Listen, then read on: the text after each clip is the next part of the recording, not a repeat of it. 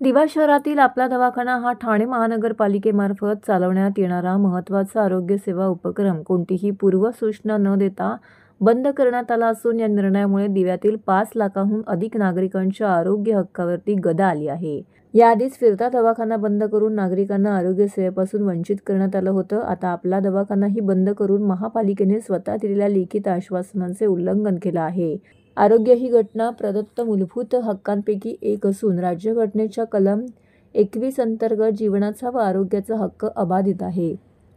तसेच महाराष्ट्र सार्वजनिक आरोग्य अधिनियम 1949 आणि महाराष्ट्र नगरपालिकेचा कायदा यानुसार महानगरपालिकेवरती नागरिकांना किमान आरोग्य सेवा पुरवण्याची वैधानिक जबाबदारी आहे। दिव्यातील नागरिकांकडून नियमित मालमत्ता कर व स्थानिक कर आकारले जात असून सुद्धा आरोग्य सेवा न पुरवणे हे सार्वजनिक निधीचा दुरुपयोग आणि नागरिकांच्या हक्काचा भंग आहे।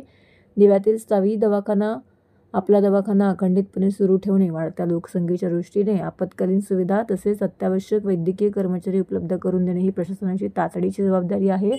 अन्यथा दिव्यातील नागरिकांना न्याय मिळवण्यासाठी आंदोलनात्मक पावले उचलावी लागतील, असा इशारा शिवसेना कल्याण ग्रामीण विधानसभा प्रमुख ॲडव्होकेट रोहिदास मुंडे यांनी दिला आहे।